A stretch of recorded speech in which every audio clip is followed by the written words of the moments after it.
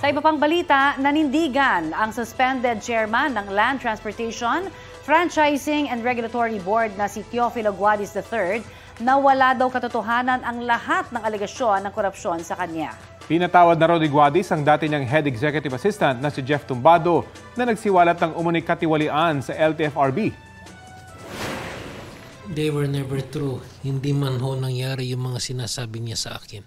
Yung kanyang ginawa po ay bugso lang ng kanyang damdamin dahil ho sa nangyaring ang feeling niya is na-demote po siya. He realized his mistake the day after he made the accusation. Nagkita kami, nag-apologize siya sa akin. He made the recantation. Pinatawad ko na rin naman po siya. Sabi ni Guadis, minasama raw ni Tumbado ang paglilipat sa kanya ni Guadis sa ibang division sa LTFRB dahil pakiramdam daw ni Tumbado ay na-demote siya. Paliwanag ni Guadis, napilitan siyang ilipat si Tumbado dahil marami siyang empleyadong hindi daw makasundo sa LTFRB. Bukod sa mga alegasyon ng katiwalian, gawa-gawa lamang din daw ang mga ebidensyang hawak umano ni Tumbado.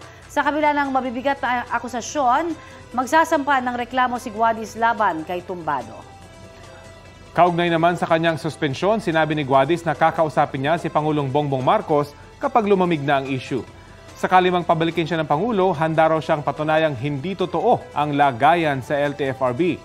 Pareho rin daw ang sasabihin ni Guadis kapag humarap siya sa nakatakdang investigasyon ng Kongreso tungkol sa issue. Sinusubukan pang kunin ng bagong pahayag si Tumbado at Malacanang tungkol sa mga sinabi ni Guadis. Balita ko, may tututukan kayo tuwing 10:30 a.m. sa GTV.